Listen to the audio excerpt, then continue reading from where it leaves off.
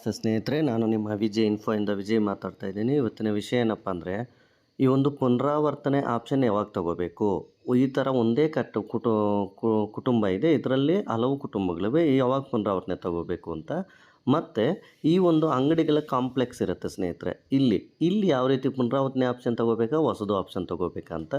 ಮತ್ತು ಈ ರೀತಿ ಚೌಕಾಕಾರದ ಅಥವಾ ಆಯತಾಕಾರದ ಕಾಂಪ್ಲೆಕ್ಸ್ ಇರುತ್ತೆ, ಅಂಗಡಿಗಳಿರ್ತವೆ, ಇದರಲ್ಲೂ ಸಹ ನಾವು ಯಾವ ರೀತಿ ಈ ಒಂದು ಹೊಸದು ಆಪ್ಷನ್ ತಗೋಬೇಕಾ, ಪುನರಾವರ್ತನೆ ಆಪ್ಷನ್ ತಗೋಬೇಕಾ ಅಂತ. ಯಾಕಂದರೆ ಈ ಹೊಸದು ಪುನರಾವರ್ತನೆ ತಗೊಂಡ್ರೆ ಏನು ಸಮಸ್ಯೆ ಆಗುತ್ತೆ, ಹೊಸದು ತೊಗೊಳ್ತಾ ಇದ್ದರೆ ಏನು ಸಮಸ್ಯೆ ಆಗುತ್ತೆ ಅಂತ ನಾನು ಎಕ್ಸ್ಪ್ಲೈನ್ ಮಾಡ್ತಾ ಹೋಗ್ತೀನಿ. ನೋಡಿ ಸ್ನೇಹಿತರೆ, ಮೊದಲಿಗೆ ನಾವೇನು ಮಾಡಬೇಕಪ್ಪ ಅಂದರೆ, ಒಂದೇ ಕುಟುಂಬ ಅಂದರೆ ಒಂದು ದೊಡ್ಡ ಬಿಲ್ಡಿಂಗ್ ಇರುತ್ತೆ, ಈ ಬಿಲ್ಡಿಂಗಲ್ಲಿ ಹಲವು ಕುಟುಂಬಗಳಿರ್ತವೆ ಸ್ನೇಹಿತರೆ. ಇದರಲ್ಲಿ 2-3 ಥರ ಕುಟುಂಬಗಳಿದ್ದರೆ ಇಲ್ಲಿ ಏನು ಮಾಡಬೇಕು ನಾವು, ಈಗ ಮೇಯ್ನ್ ಡೋರ್ ಒಂದೇ ಇರುತ್ತೆ ನೋಡಿ ಸ್ನೇಹಿತರೆ, ಡೋರ್ ಒಂದೇ ಇದೆ, ಆದರೆ ಇಲ್ಲಿ 2-3 ಕುಟುಂಬಗಳು ವಾಸ ಮಾಡ್ತಾ ಇದ್ದಾವೆ. ಅಂದರೆ ಇಲ್ಲಿ ನಾವೇನು ಮಾಡಬೇಕು, ಪುನರಾವರ್ತನೆ ಆಪ್ಷನನ್ನು ನಾವು ಆಯ್ಕೆ ಮಾಡ್ಕೋಬೇಕು. ಒಂದು ಕುಟುಂಬ ಆದಮೇಲೆ ಇನ್ನೊಂದು ಕುಟುಂಬಕ್ಕೆ ಸೆನ್ಸಸ್ ಮಾಡಲು ನಾವು ಪುನರಾವರ್ತನೆ ಆಪ್ಷನನ್ನು ಆಯ್ಕೆ ಮಾಡಿಕೊಳ್ಳಬೇಕು ಸ್ನೇಹಿತರೆ. ಇದು ಕ್ಲಿಯರ್ ಸ್ನೇಹಿತರೆ, ಅಂದರೆ ಒಂದೇ ಡೋರ್ ಇರಬೇಕು, ಆ ಡೋರ್ ಒಳಗೆ ಹಲವು ಕುಟುಂಬಗಳಿರಬೇಕು. ಇದು ಪುನರಾವರ್ತನೆ ತೆಗೆದುಕೊಳ್ಳುವಂತಹ ಆಪ್ಷನ್ ಸ್ನೇಹಿತರೆ. ಮತ್ತು ಇದು ನೋಡಿ ಸ್ನೇಹಿತರೆ, ಒಂದೇ ಕಟ್ಟಡ ಸಂಖ್ಯೆ ಅಂದರೆ ಸೇಮ್ ಕೊಡ್ತೀವಿ. ಇಲ್ಲಿಯೂ ಸಹ ಕಟ್ಟಡ ಸಂಖ್ಯೆ ಸೇಮ್ ಹಾಕ್ತೀವಿ, ಪುನರಾವರ್ತನೆ ತಗೋಬೇಕಿಲ್ಲ ಹಲವು ಕುಟುಂಬಗಳಿಗೆ. ಇಲ್ಲೂ ಅಷ್ಟೇ ನೋಡಿ ಸ್ನೇಹಿತರೆ, ಇಲ್ಲಿ ಸುಮಾರು ಅಂಗಡಿಗಳಿದ್ದಾವೆ, ಕಾಂಪ್ಲೆಕ್ಸ್ ಒಂದೇ ಇದೆ, ಅಥವಾ ಮನೆಗಳಿರ್ಬೋದು ಅಥವಾ ಅಂಗಡಿಗಳಿರ್ಬೋದು. CN ನಂಬರ್ ಸೇಮ್ ಹಾಕಬೇಕು. ಇಲ್ಲಿ ನಾವೇನು ಮಾಡಬೇಕು, ಹೊಸದು ಆಪ್ಷನನ್ನು ತೆಗೆದುಕೊಳ್ಳಬೇಕು. ಯಾಕಂದರೆ ಜನಗಣತಿ ಇದು ಕಡಿಮೆ ಆಗ್ತದೆ ಸ್ನೇಹಿತರೆ, ಜನಗಣತಿ ಮನೆಗಳ ಸಂಖ್ಯೆ ಕಡಿಮೆ ಆಗುತ್ತೆ. ಆದ್ದರಿಂದ ನಾವೇನು ಮಾಡಬೇಕು, CN ನಂಬರ್ ಸೇಮ್ ಹಾಕಿ ಹೊಸದು ಅನ್ನೋ ಆಪ್ಷನನ್ನು ನೀವು ತೆಗೆದುಕೊಳ್ತಾ ಹೋಗಬೇಕು. ಇಲ್ಲವಾದರೆ ನಿಮ್ಮದೇನಾಗುತ್ತೆ, ಕಟ್ಟಡ ಸಂಖ್ಯೆಗಳು ಮತ್ತು ಜನಗಣತಿ ಮನೆಗಳ ಸಂಖ್ಯೆಗಳು ಸಮವಾಗಿ ಹೋಗ್ಬಿಡ್ತವೆ. ಆದ್ದರಿಂದ ಕಟ್ಟಡ ಸಂಖ್ಯೆಗಿನ್ನ ಜನಗಣತಿ ಮನೆ ಸಂಖ್ಯೆಗಳು ಜಾಸ್ತಿ ಆಗಬೇಕು.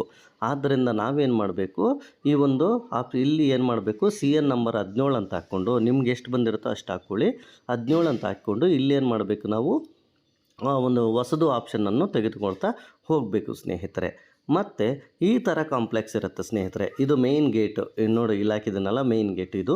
ಈ ರೀತಿ ಆಯತಾಕಾರದಲ್ಲಿ ಒಳಗೆಲ್ಲ ರೂಮ್ಸ್ ಇರ್ತವೆ ಕಾಂಪ್ಲೆಕ್ಸಲ್ಲಿ, ಈ ಅಂಗಡಿಗಳಿರ್ತವೆ. ಈ ಅಂಗಡಿಗಳಿಗೂ ಅಷ್ಟೇ ಸ್ನೇಹಿತರೆ, ನಾವೇನು ಮಾಡಬೇಕು, ಇಲ್ಲಿ ಈ ಪುನರಾವರ್ತನೆ ಆಪ್ಷನನ್ನು ತೆಗೆದುಕೊಳ್ಳಬಾರದು. ಇಲ್ಲಿ ಫಾರ್ ಎಕ್ಸಾಂಪಲ್ CN 18 ಬರುತ್ತೆ, ಇದಕ್ಕೆ ಅಂದ್ಕೊಳ್ಳಿ.